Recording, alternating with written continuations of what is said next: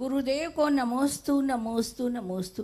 महाराज मेरी ये वो है कि ये कुदेव कुगुरु कुदेव को नहीं मानना चाहिए, ये सब मिथ्यात्व है। फिर मंदिरों में ये क्षेत्रपाल और ये पद्मावती क्यों रखते हैं? फिर जनरल आदमी तो यही सोचेगा होना चाहिए। स्वाध्याय कर चुके हैं क्या पहले कभी? हाँ महाराज, थोड़ा थोड़ा तो करते थोड़ा हैं। थोड़ा पूरा कर लें। आधा ज्ञान जो होता है वो जहर के समान होता है माँ। आप समझिए, जिन जीवों का आगम में वर्णन है भगवान की माँ है, भगवान के पिता हैं, भगवान की यक्ष यक्षिणी है। ये जो है ये 100 प्रश्न हो गया आपका। अब आप हमको ही नहीं सुन रहे हो तो फिर समझ में कैसे आएगा, है ना? समझना, आप समझना, उथला ज्ञान जो होता है विष के समान होता है। अपन किसी भी चीज को अगर प्राप्त करना चाहते हैं ज्ञान को, तल स्पर्शी करें। हरिवंश पुराण पढ़िएगा, उसमें एक बात लिखी है कि जो भी मूर्ति बनाई जाए वो परिकर सहित ही बनाना चाहिए।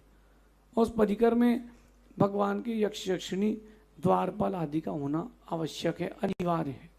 ऐसा हरिवंश पुराण में मैंने पढ़ा है। प्रतिष्ठा ग्रंथों की भी बहुत सारे ग्रंथ हैं जिनको पढ़ना चाहिए, जिनमें आपको समझ में आएगी चीज़ें। कुंडलपुर के बड़े बाबा के दर्शन किए आपने? किए हैं? ध्यान से देखे हैं?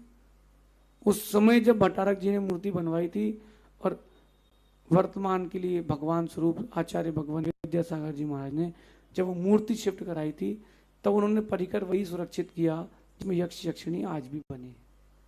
तो अपन इस बात को समझे, उनका स्थान है। पूजना ना पूजना, उन्होंने तो कहा नहीं कि पूजो। कौन से मंदिर में कौन सी देवी बुलाती कि आओ हमको पूजो? कौन क्षेत्रपाल बुलाते भैया आओ, अंदर नहीं घुस पाओगे तो हमें नहीं पूजोगे। तो ये आपकी रुचि है कि उनको आपको सम्मान देना है कि नहीं देना है। हाँ, पंच परमेष्टि का जो दर्जा है वो पंच परमेष्टि का ही है, दूसरा कोई नहीं ले सकता। तो जो यक्ष यक्षिणी वो हमारे सधर्मी है, जैसे हम हैं वैसे वो सधर्मी है, मानिए। आप हमारे लिए नहीं कह रहा हूँ, आपके लिए कह रहा हूँ कि आपके लिए सधर्मी है, उनको स्वीकारो, उनको उनका जो यथा योग्य वो करो, इसमें कोई बाधा नहीं। लेकिन पंच परमेष्टि मानो तो उनको अगर पंच परमेष्टि मानते हो तो भी मिथ्यात्व है। तो उनका जो यथा योग्य आगम में लिखा है सम्मान आदि वो करना चाहिए। बाकी अगर आप सोचो कि ऐसा क्यों है और क्यों नहीं है, तो भी गहरा अध्ययन कीजिए। उनका अस्तित्व है, आपके और हमारे का तो नहीं पता कि सम्यक दर्शन है कि नहीं व्यवहार से, लेकिन वो नियम से सम्यक दृष्टि ही है। इसका मतलब ये नहीं है कि वो अभिषेक पूजा के योग्य हो गए। उनका जो यथा योग्य है सम्मान आदि करना चाहिए। एक बार आप तेलोय परिणति आदि ग्रंथों को पढ़ेंगे और तो आपको इसका डीप नॉलेज मिलेगा, ऐसा समझिए। अगली जिज्ञासा